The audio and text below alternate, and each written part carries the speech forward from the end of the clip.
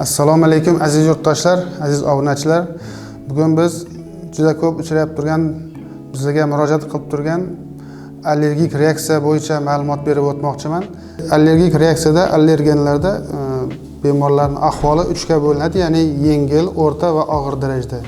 Yengil darajada o'sha teri qichishi mumkin, burun oqishi mumkin, ko'z yoshlanishi mumkin. O'rta darajada o'sha teri qichishi bilan birga yuzda yo bo'lmasam badanida hamma joyda toshma toshishi boshlaydi, ya'ni qichishi, rangi o'zgarib qizarishi boshlaydi. Og'ir darajada esa nafas olishiga qiynalib, nafas siqilib, bemor o'zini yo'qotishga, hushidan ketish hollarigacha ham borishi mumkin. Bu og'ir allergik reaksiya hisoblanadi. Qon bosimi tushib ketadi 0 darajaga, nafas olishi qiyinlashadi, yurak tez urib ketadi. Shu hollarda og'ir darajalarga olib kelishi mumkin. Allergiya kuzatiladigan bo'lsa, bunda yengil hollarda o'sha oziq-ovqat mahsulotlarini cheklash bilan, uni yeyishni to'xtatish bilan allergiyani oldini olsa bo'ladi.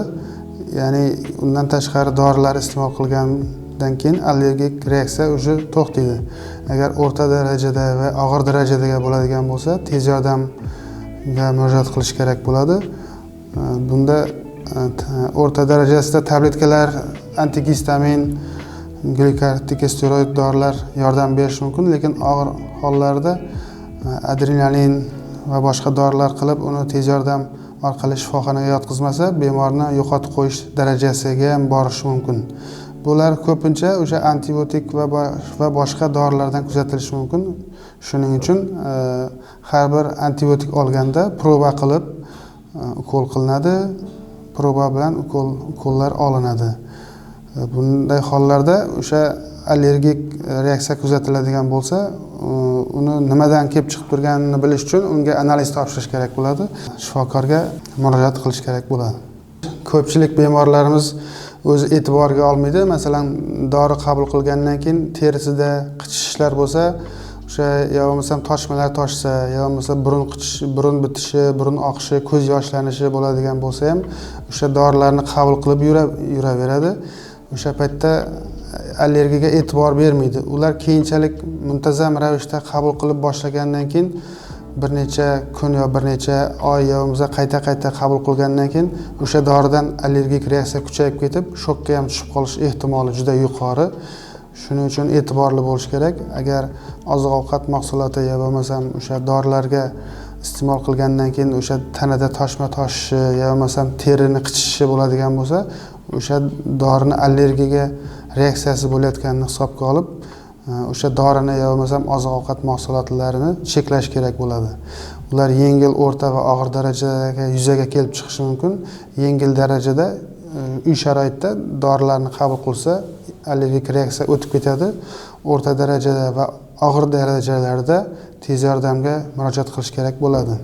Og'ir hollarda o'sha tez kechadiganligi sababli bemor birdaniga shokka tushib qolish ehtimoli juda yuqori. Bunaqa paytda tez yordamga murojaat qilish kerak bo'ladi. Kerakli dorilar, muolajalar qilinmasa, bemorni yo'qotib qo'yish darajasiga ham borish mumkin.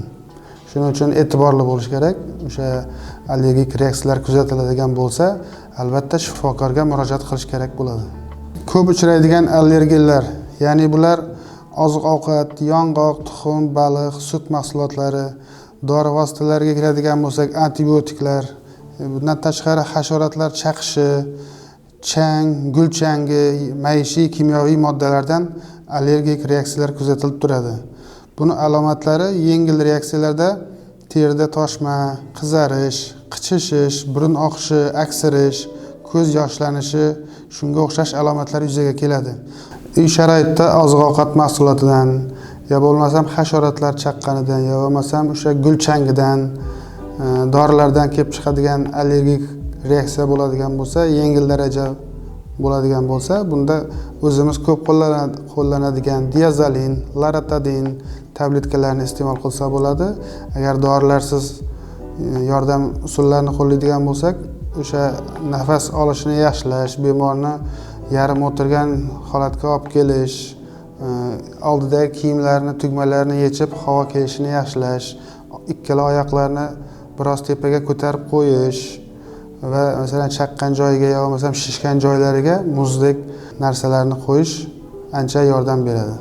Agar ushbu dorilar yordam bermasa, tez yordamga murojaat qilish kerak bo'ladi. Bizga juda ko'p kelib turgan hozir dorilardan, antibiotiklardan va nosteroid yallig'lanishga qarshi dorilar, ya'ni og'riq qoldiruvchi dorilardan ko'proq allergik reaksiyalar kuzatilib, bizga murojaat qilmoqda. Ko'pchiligida o'sha shokka tush holatigacha ham olib kelyapti. Bunday paytda birinchi bo'lib tez yordamga murojaat qilish kerak bo'ladi. Tez yordam kelgancha og'ir ahvollarda adrenalin 0,1% 0,3-0,5 ml mushak orasiga, o'sha son suyagini old yuzasiga qilinmasa, bu yordam qilinishi zarur hisoblanadi. Bo'lmasam bemorlarni yo'qotib qo'yish, ya'ni o'lim holatiga ham olib kelishi mumkin allergik reaksiyalar. Buni oldini olish uchun ushbu dorilardan foydalanish kerak, tez yordamga murojaat qilish kerak.